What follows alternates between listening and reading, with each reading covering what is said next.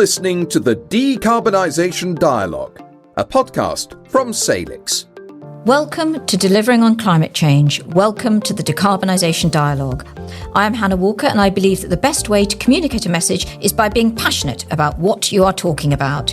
My guest today is Catherine Ross from the British Library. Catherine is a passionate environmentalist and an experienced project manager.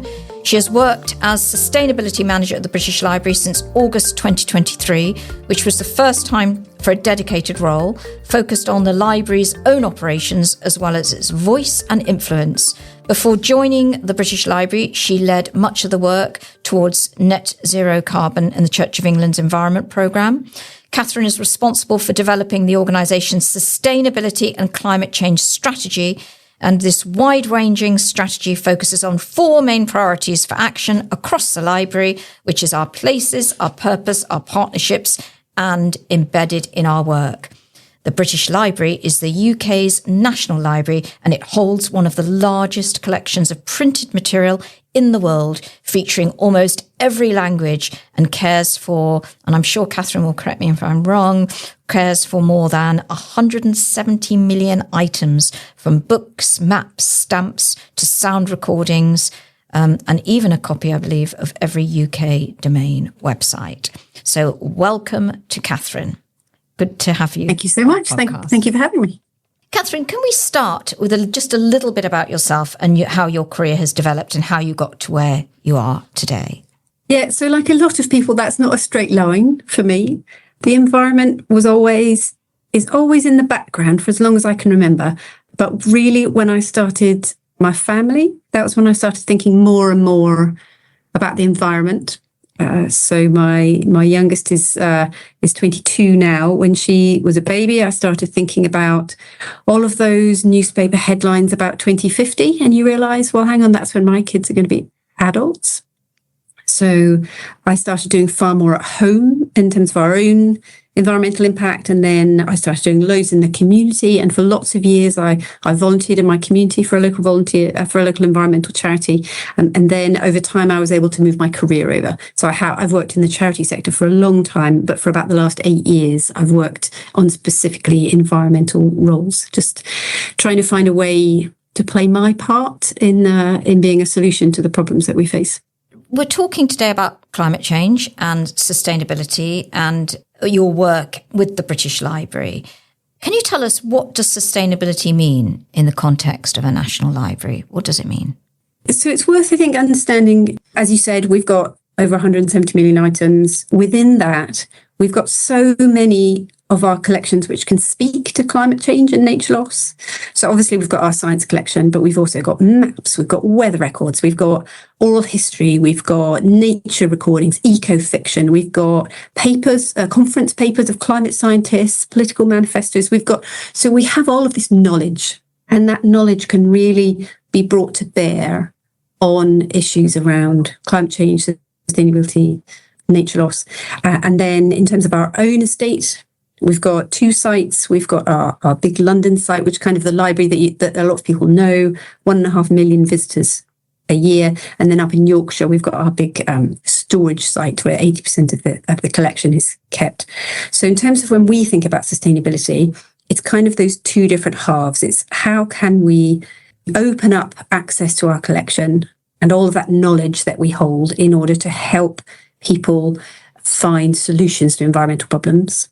And that might be businesses that want to start a green business. That might be researchers wanting to do their PhD in this area. That might be an activist who wants to think about how to do a campaign. It might be a school teacher that wants to bring their school to come and learn about sustainability. So there's that side. How do we use our collection? And then the other side is our own impact. We have energy to run our buildings. We have transport. We use materials. We have water. What can we do to reduce our own impact? And I think at the British Library, we naturally think ahead because our role is to look after all that knowledge for posterity.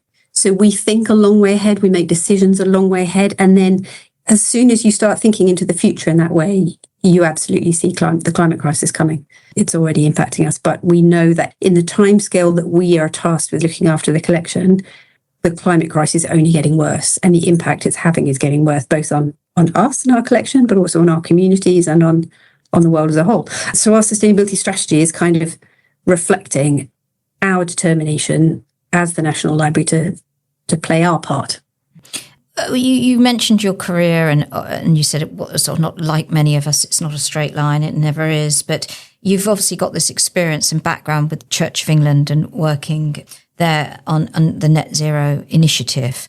What lessons do you think you've brought from there to the role that you're playing at the British Library? They're very, very different organisations. There's always things you can take from one to another. And I would say the main thing was just about engagement, talking, training, communications, looking for champions, supporting those champions. And then Church of England obviously is a large and complicated organisation. So trying to find where are those points where you can have some influence. So, for example, when I was at the CEV, we did a lot of work updating the rules that set out what changes you could make in church buildings to try and help achieve net zero carbon. Here at the British Library, I've done work getting sustainability to be part of our business case process. So it's looking at where are those kind of points of influence that you can have, which then embed sustainability in decisions going forward. Mm-hmm.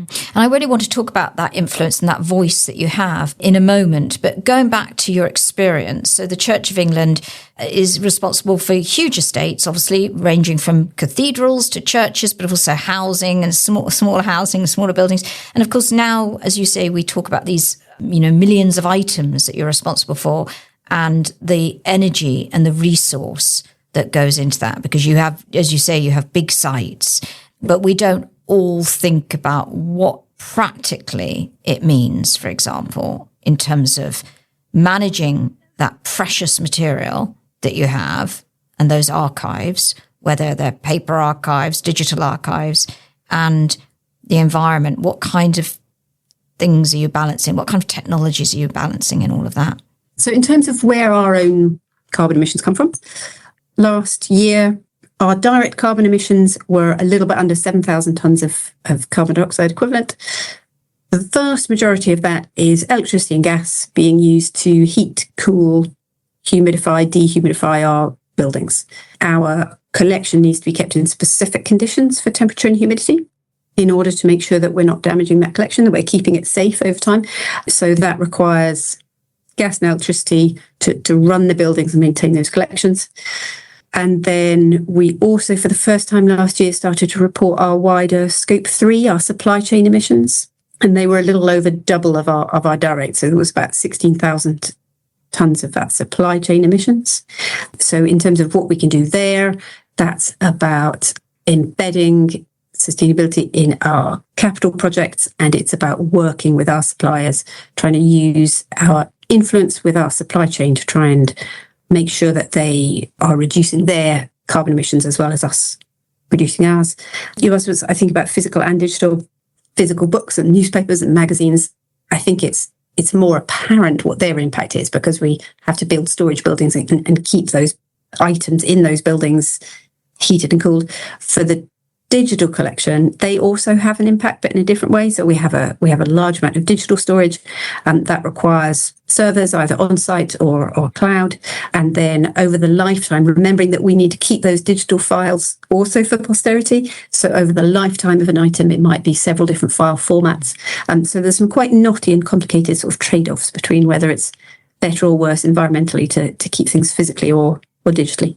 It is exceptionally complex, isn't it? When my colleagues I know visited your library and they met you and they just came back just in awe really of that huge responsibility that you bear and keeping and treasuring these items that are so important and then thinking about the correct temperatures and correct ways of handling. You need to think all of the time about the environment and the impact that you're having. We're so grateful to have had the funding that we've had through the Public Sector Decarbonisation Scheme managed by Salix, that it's enabled us to implement new technologies that we just could not have afforded to do otherwise. So up at Boston Spa, got ground source heat pump now that's serving several buildings, air source heat pump serving several other buildings, solar panels on the roof. And down here at St Pancras, we've got one of the largest solar thermal installations in the country on our roof. Even though we're a Grade 1 listed building, we were able to do that. And also just more energy efficiency, energy efficient lighting, energy efficient pumps and motors. We just couldn't have done that work otherwise. And those kind of projects are enabling us to look after the collection, but in more low carbon ways.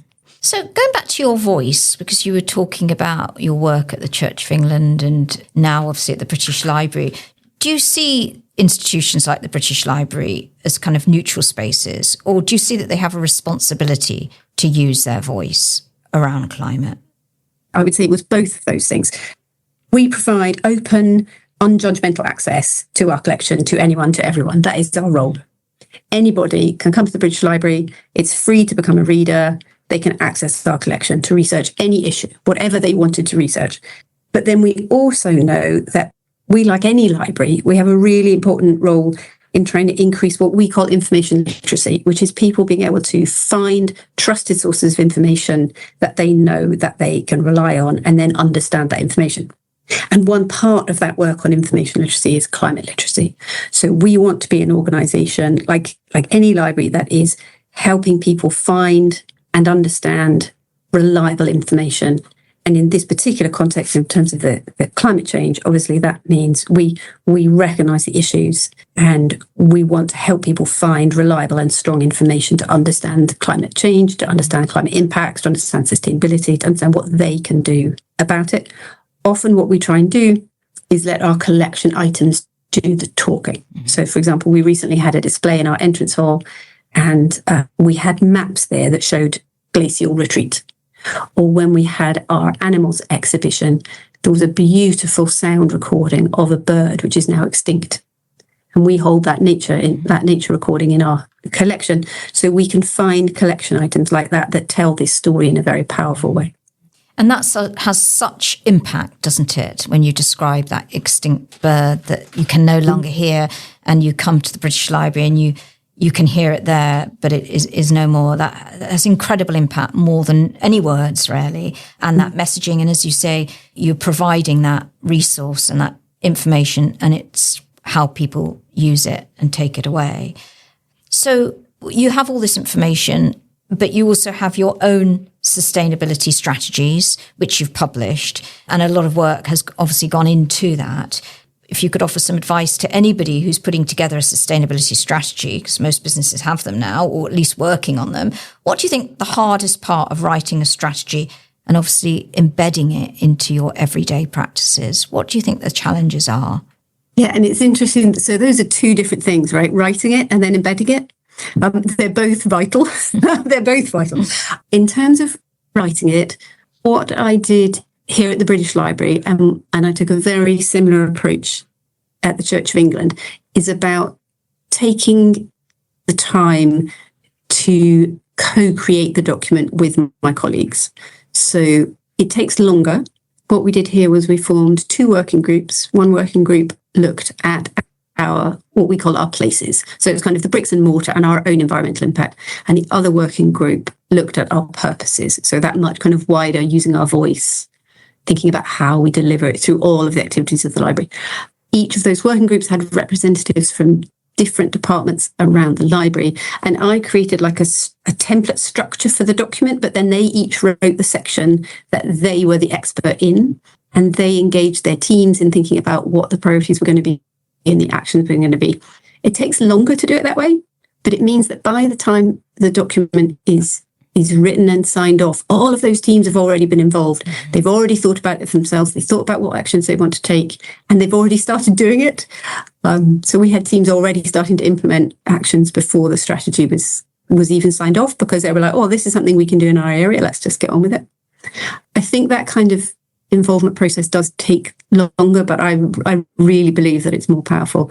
And then it helps with that embedding, because there's been that engagement. The other thing I think which is really key, there's so much in terms of embedding, but like training is really important. So we've gone down the route of carbon literacy training. So we offer that to our staff now, and we've achieved bronze accreditation as a carbon literate organisation. We've made it part of our induction. We have made it part of our business case process. We've made it part of our procurement process. It takes time, but what I'm trying to gradually move towards is that sustainability is one of the things that's part of every decision that we take, that it's on the table. That we would always be thinking, obviously, about our budget. We'd always be thinking about risk. We'd always be thinking about the benefit for users. We'd always be thinking about any impact on staff. But that sustainability should be one of those factors that's become part of how we take decisions. And I'd say we're moving towards that. We're definitely not there yet, but we're moving towards that. Is there you say you're not there yet. Is there an end point for that? Or I guess it's kind of an ongoing process, that journey. I think it'll always be an ongoing process, won't it? I don't think there would be anyone you would speak to who go, yeah, we finished. We finished. That's it. We're sustainable now. Job done. Yes. I mean, that carbon literacy, we've done the very same thing at Salix. And we've also had someone from the Carbon Literacy Trust on our podcast, actually, to talk about the value of that and what that can bring to organisations and how that obviously can make a difference.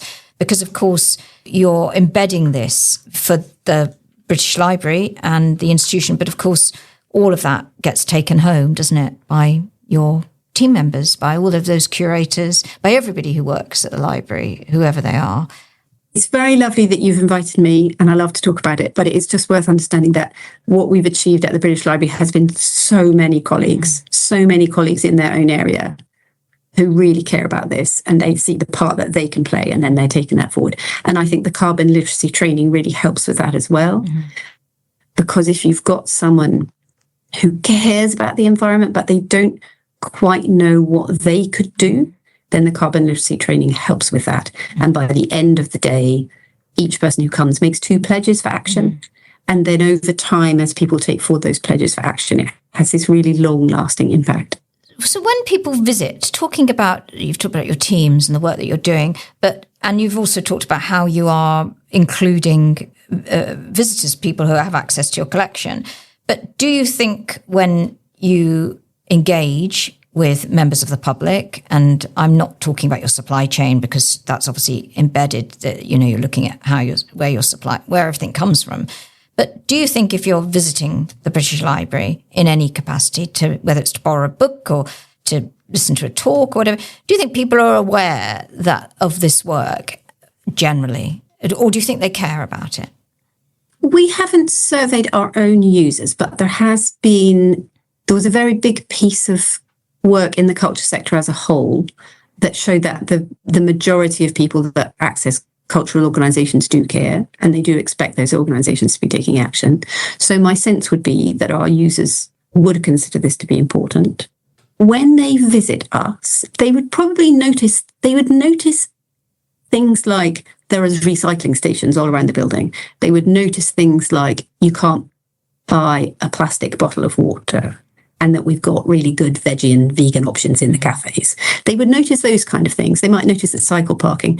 They wouldn't notice things like, oh, you've got low energy light bulbs. And they shouldn't notice that, right? They shouldn't know that we've got solar thermal on the roof because you can't see that from inside the building. In a way, you want all of that stuff to be invisible because it's just about doing the things you're already doing, but doing them in lower carbon ways.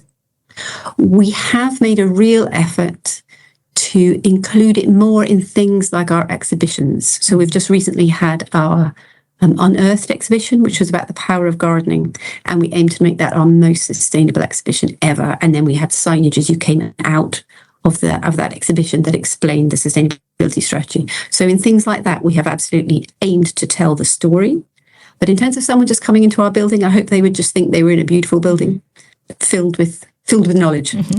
Fantastic. If we came back and had this conversation, we did talk a little bit about timelines because this is something that is in our news. It's something that we've got various targets, carbon targets, whether it's 2030, 2045, 2050. So as you say, this is ongoing and we have to pay attention, but we have to pay attention now.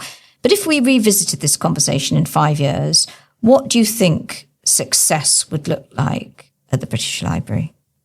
Yeah, so as I said, in a way, it's a lot about doing the things we're already doing, but doing them more sustainably. So we'd be more energy efficient.